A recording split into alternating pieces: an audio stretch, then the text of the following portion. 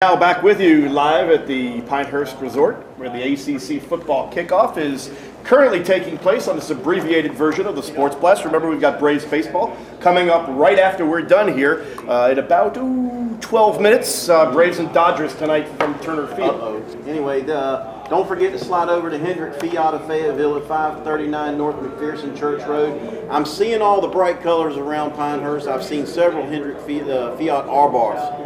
And I'm disappointed you didn't get us one to drive here like you did last year. Well, it didn't work out timing-wise because I was out of town this weekend. But I believe our next guest would look good in a convertible R-bar. You know, I bet he'd look good in pretty much anything. He's got a lot more style than the two of us. And, of course, he knows a lot more about ACC football and basketball than us do. David Glenn of the David Glenn Show and ACCsports.com. How you doing, David? I'm doing great. A little bit of information overload today? I'm excited that all three of us have pretty good tans. Yeah, well, we played golf yesterday. Melanie said I got burned, literally. I'm coming off a big family vacation, but it's always a good sign when we see each other and we are well tanned. I want you to know that may be the 200th time I've heard the word excited today. Yeah, Everybody is excited. Nobody's lost yet. Nobody is. Even Wake Forest is excited. We don't have season-ending injuries. Nope. We don't have coaches who are on the verge of being fired. Yeah, we don't that's have 0-9. We don't have angry fan bases. That stuff comes later. Everybody's smiling today.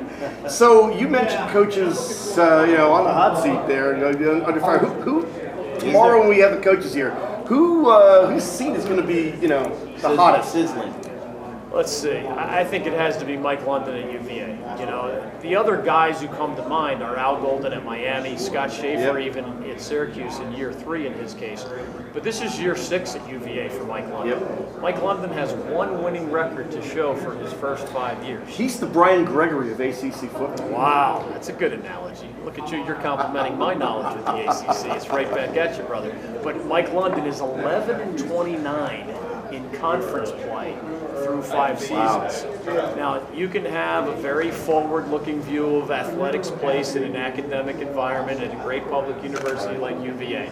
If by year 6 you don't get a lot better than 11-29, you're done. I mean, he's a great guy.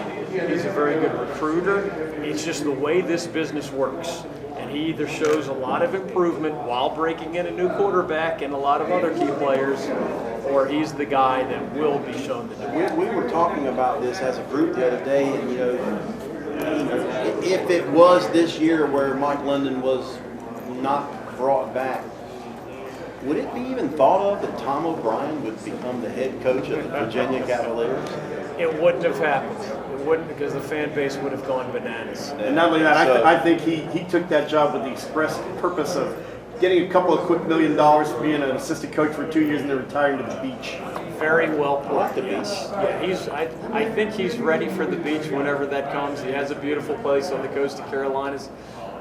So no, it wouldn't have been Tom O'Brien if they had dropped the hammer last year. But Craig Littlepage has his hands full if he needs to replace Mike London at the end of this year. And meanwhile, they're redoing Tony Bennett's contract to try to make sure he doesn't follow Bo Ryan at Wisconsin basketball. That's a real possibility. His dad was there, and if he was going to leave for anywhere, that's the place that it would happen, especially now. But you know what? Winning the ACC every year, why would you want to leave, right?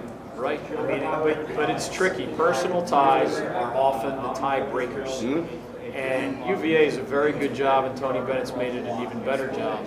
But it'll be interesting to see if Wisconsin comes calling. Ask Pitt football about Wisconsin calling on personal issues, because Paul Christ, they didn't want him to leave after 2 years with the Panthers, but by the way, he feels that way about Wisconsin. I think Pitt ended up the better end of that bargain. I think Narduzzi is going to be a really good coach, but we shall see. We're talking to David Glenn of the David Glenn Show, and okay, Dave, your takeaways from this. How big of a difference is Gene Chizik making in Carolina's defense?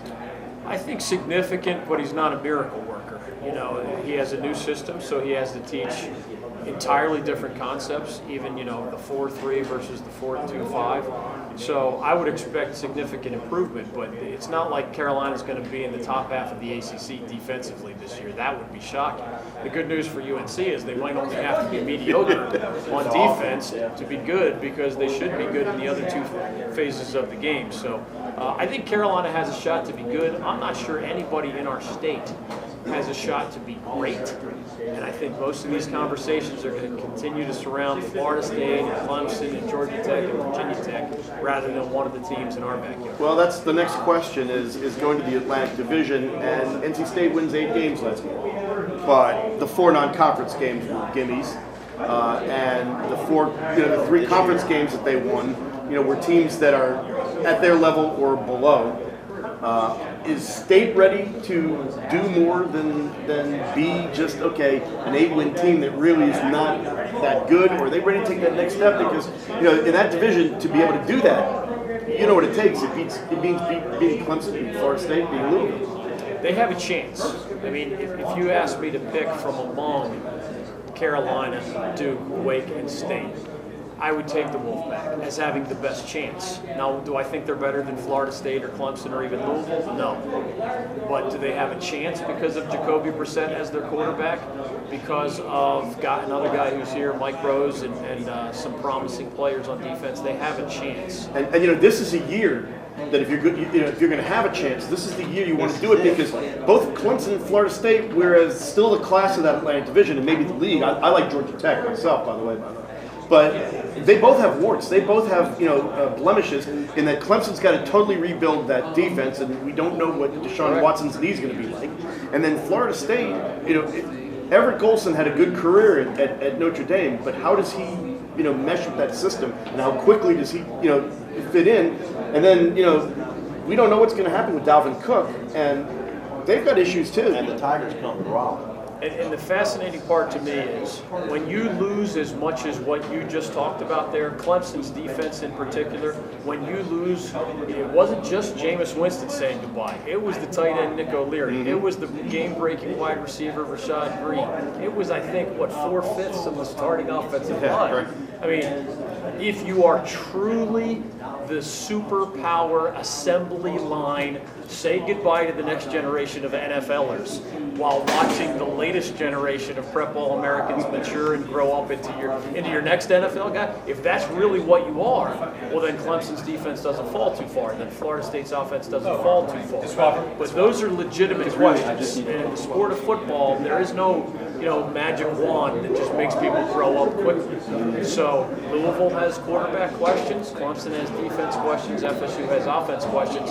That combined with NC State's easy non-conference schedule leaves the door open for another good season and they win conference. I think the quarterback issues are just the tip of the iceberg for Louisville, because it says something that they brought 2 defensive players here. They're going to be great defensively. Oh, absolutely. They were great defensively last year, too. Guessing game again offensively. Hey, speaking of what you read into how these coaches select their players, what do we read into the fact that Alex Cannell, punter for Wake Forest this year, is it just that he's the best punter in the country, or is it the fact that after losing all but 3 games last year, Wake Forest's best player is a punter, and they are in big trouble again this year? I think you know the deal. You've been at this a long time. It's of course it has to be a prominent player, and he is a very good punter.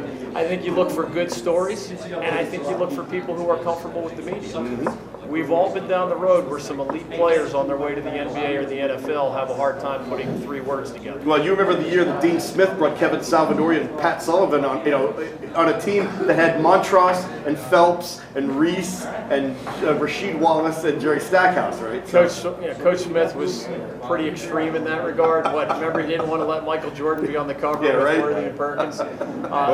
But I have been impressed, and I'm sure you guys have dealt with some of the same guys.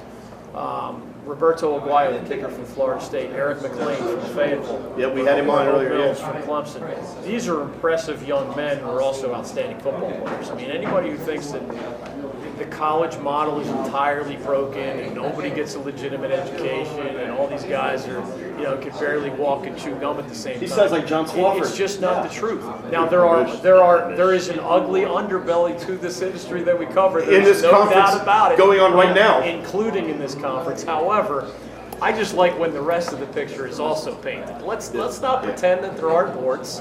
But let's not pretend that there aren't these amazing people who combine athletics and academics and then dazzle us with their life stories or their football stories. I have been overwhelmingly impressed by most of the guys here.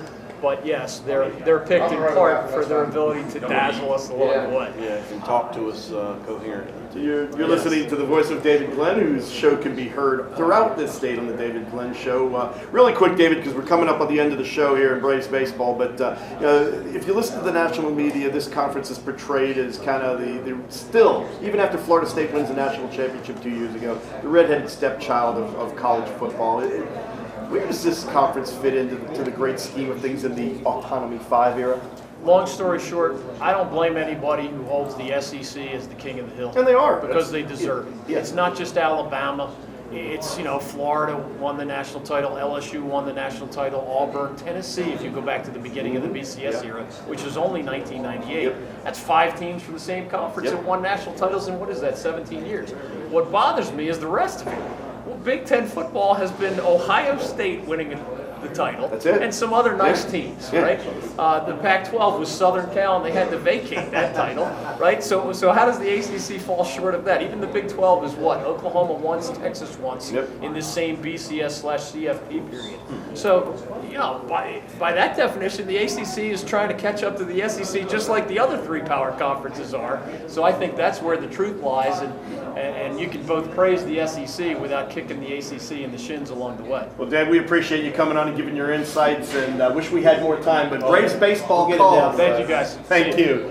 I tell you what, Hal, it's been fun, and tomorrow's promises to be even more fun. I'm excited.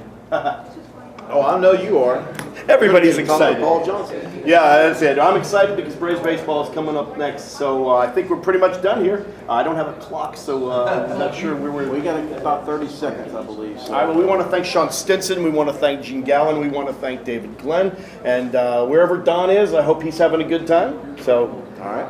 For Hal, I'm Brett. Have a blast, y'all.